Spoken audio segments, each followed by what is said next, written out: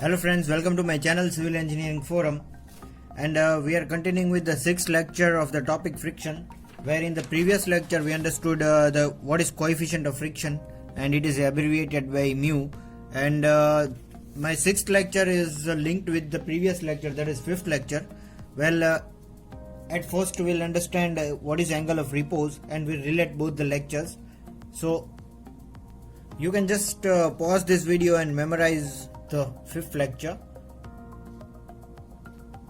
Now if we can try and understand this figure, that is an inclined surface. Here we are having an inclined surface with an angle alpha between the horizontal surface and this rough inclined surface. So we would say that this is a rough inclined surface with an angle alpha between this horizontal and rough inclined surface. So at first we'll understand the components of the forces that are acting. So there is at first there are no external forces what we are applying or artificially applied, but there is only one component, weight W, that is acting due to gravity towards the center of the earth, which is always normal to the horizontal. So as this W is normal to the horizontal, there are two components, W cos alpha and W sin alpha. The side adjacent to the angle is cos and the side opposite to the angle is sin. So this becomes W cos alpha and this becomes W sin alpha according to trigonometry. As this block will start to move towards this, the frictional force will always act opposite to the force, that is this direction, right hand side. And again there is a normal component which is normal to the rough surface, or we can say inclined surface. This becomes the normal component. I have defined that this inclined plane is rough. So it is having some angle of friction, it is having some efficiency. So at first we'll understand what is angle of repose. With the increasing in the angle of inclined surface, the maximum angle at which body starts to slide down is called angle of repose. So with the increase in this angle, you can just visualize this box lying on the horizontal surface, and with the increase in this surface, or we can say increase in this angle, there would be one value of this angle at which this box will start to slide down.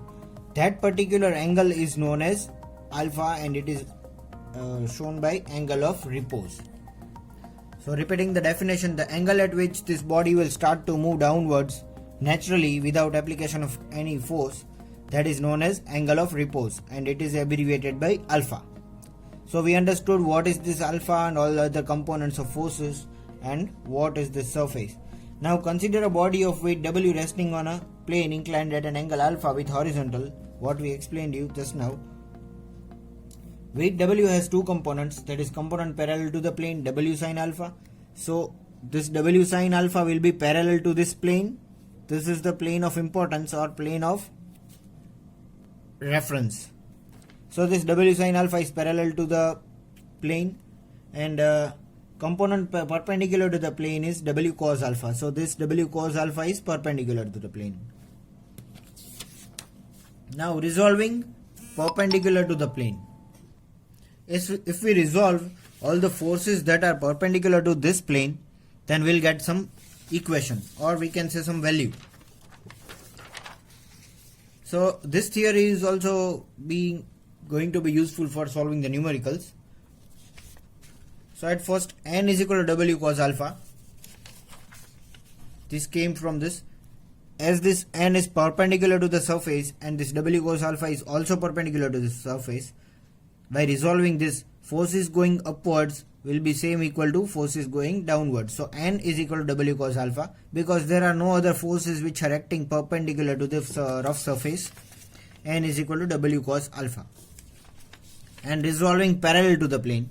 Now you could have understood that concept. Now if we try and solve the forces which are parallel to the surface, then W sine alpha will be equal to F. There are no any other forces which are parallel to this inclined plane.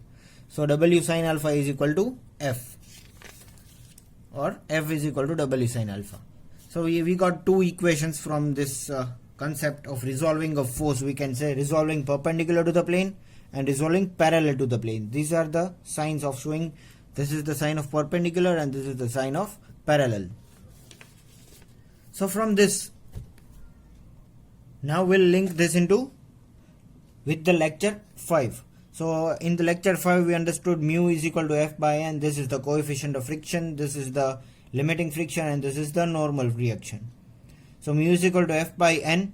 Now we are having the value of F as this and value of N as this. By substituting the value by which we got resolving parallel and perpendicular to the plane, that is W sine alpha upon W cos alpha.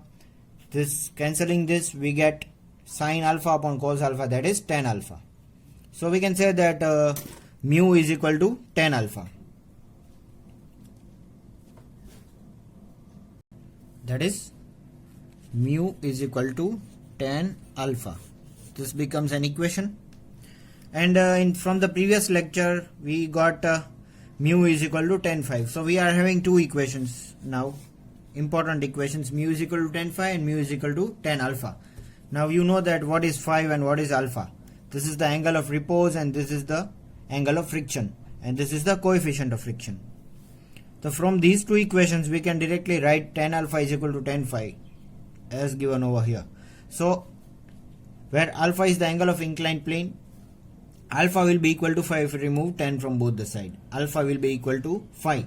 But this is a condition, or we can say this is a situation when body will just slides down. Or reversing that, we can say that when the angle of inclined plane alpha becomes equal to the limiting angle of friction 5, when alpha will be equal to 5, at that time or at that time instant the body will start to slide down the plane. Therefore angle of repose is equal to angle of friction for this condition. So what we need to memorize is when alpha will be equal to 5, the body will start to slide down by its own without application of any external force. So this was all about angle of friction, angle of repose and coefficient of friction, where we had a derivation regarding alpha is equal to 5. So now wait for the 7th lecture for this topic friction. Till that time, keep watching.